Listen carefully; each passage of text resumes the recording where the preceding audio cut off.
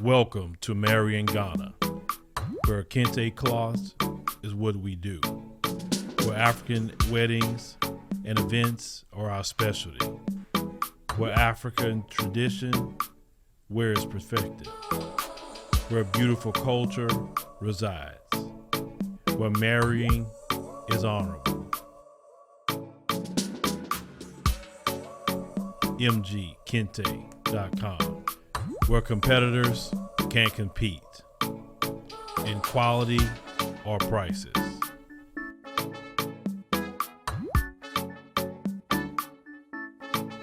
Shop now, MGKente.com.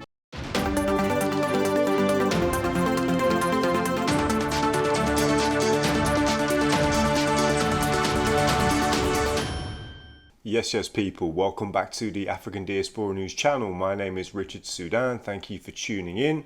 Please like and subscribe and support the platform and spread the word. Now, there's something I needed to get off my chest today, and it's just been occurring to me ever since the incident happened, really. The story I want to talk about really is an element to the story regarding 6-year-old Kobe Daniel, who was recently shot by an Asian American man, I think in Michigan. Kobe Daniel is a 6-year-old black boy who thankfully, although he was shot through the arm, he survived and he lived, although he will be traumatized for life. And I believe I've just read that he's undergoing therapy now. Of course he is. A 6-year-old kid who was shot for the crime, quote unquote, of bringing his bike or having his bike into a neighbor's front yard. So the man that shot him was Ryan Lewin, a Asian American man who attempted to murder Kobe Daniel because he first went after him, I think, with a sledgehammer, couldn't catch little Kobe, and then he shot him. Now, a couple of points really to raise here.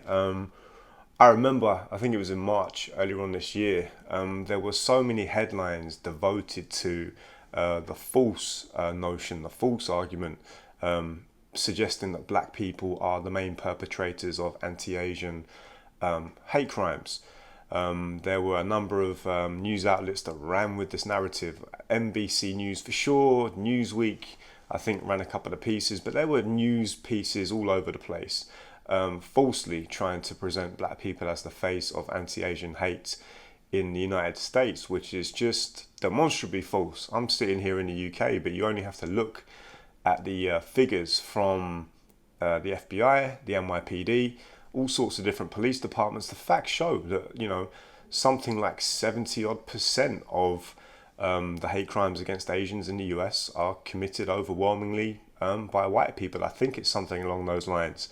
And they try to go to areas that are vastly populated with black people, and they try to show a disproportionality in that way. But this is disingenuous, because I'll go to areas where the populations are predominantly African American, and even then, every single suggestion, every single time that they've tried to suggest black people are the face of anti-Asian hate crime, it has been debunked at every single point because it is actually false. There's no grounding in reality. And of course, everybody knows this push in the media to try and make black people the face of anti-Asian hate.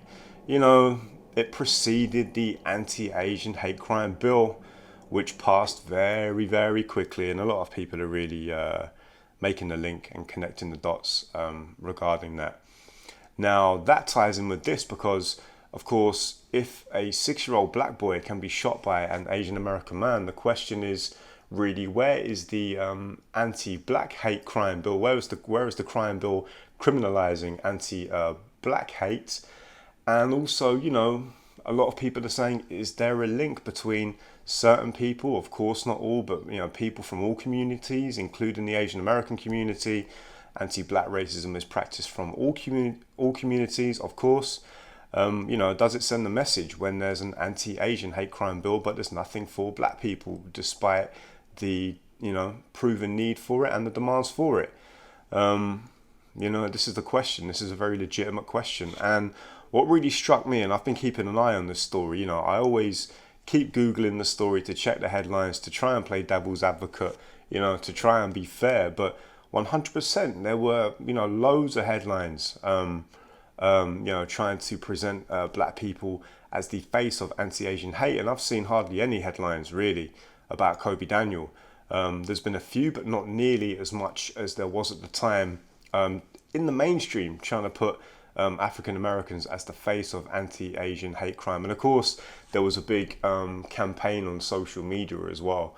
This whole myth, this whole notion that tried to blame black people for anti-Asian hate really seemed to me, from where I'm sitting here in London, it seemed to be based on about 6 or 7 videos which were circulating on social media for some time. There was a study that was done, a pretty comprehensive one. I forget which institute did it, but the study basically looked at anti-Asian hate crime from, I think, in the 90s right up until 2014. And this study, which was very thorough, basically showed that the overwhelming majority of anti-Asian hate crimes are done, lo and behold, shock horror, by white supremacists. And there's not really going to be much since 2014 that's, bucked that trend. And the reality is, if anyone's to blame for, a spike in anti-Asian hate crime, it's going to be the white supremacist notion and things like that were pushed by Trump, trying to blame the coronavirus on, for example, Chinese people. It's this kind of thing.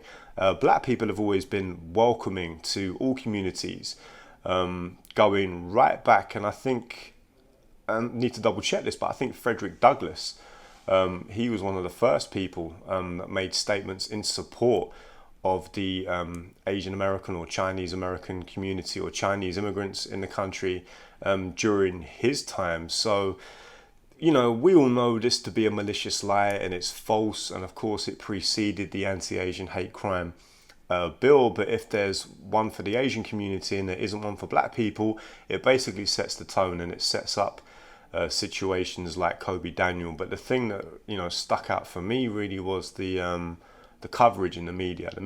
There were loads of pieces, loads of news segments, loads of discussion panels, all talking about so-called anti-Asian hate crime inflicted by black people, which is just a lie. But there was hardly anything in comparison for little Kobe Daniel, a 6-year-old black boy shot for the crime of having his bike on someone's lawn. And can you imagine if it was a little white child shot by a black guy or shot by a black Muslim guy? Can you imagine the outcry? In fact, what I did see was the little boy was interviewed, and the white news interviewer had the temerity, had the insulting nerve to ask him, did it hurt? I think it was Fox News. Did it hurt when you were shot through the arm? To a little kid. This is disgraceful stuff. But I do think more and more people are seeing through the mainstream media lies. Definitely a lot of people in the UK are seeing through this. But yeah, again, with the example of Kobe Daniel, how the media treated it, and of course the comparison between an anti-Asian hate crime bill, nothing for black people. These comparisons really tell you a lot about the continued status quo regarding anti-black racism in the United States, which is practiced at all levels of society. And we can see what's going on. But yeah, that was just a quick video just to bring you my thoughts, really. I know this isn't necessarily a news story, but I wanted to just compare the media outcry regarding the two examples here.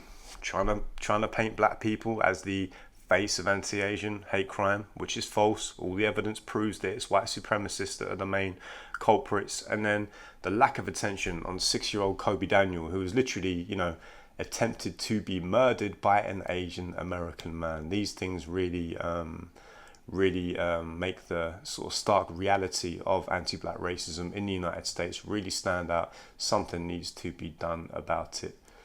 But yeah, let us know what you think in the comments. Thank you for tuning in. This is the African Diaspora News channel. We appreciate you joining us. Please spread the word, like and subscribe to the YouTube channel, but support the website, please. Please sign up and support the website. Thank you for tuning in. My name is Richard Sudan, and we will see you next time. In search of a financial opportunity to pay off student loans, a young Black American woman moves to South Korea to work. As the author, Bootsy W. recalls culture shock and fun adventures in a country far from home. She's also faced with anti-Black racism and featureism, quickly learning that white supremacy is practiced not only by whites, but by those that are categorized as people of color. Based on her 10 years of living abroad, the book Ago Igo compares and contrasts Korea versus the United States on subjects such as code, communal living, racism, effective protests, global alliances, warrior class, music, political correctness, health, aging, money, and the coronavirus. This blunt memoir is uncomfortable, humorous, and educational. Help fight propaganda and mainstream agendas by picking up a copy of Ago Igo on Amazon.com. Thank you for watching. Make sure to subscribe to our YouTube channel and download the African Diaspora News Channel app, now available on Google Play and the Apple App Store.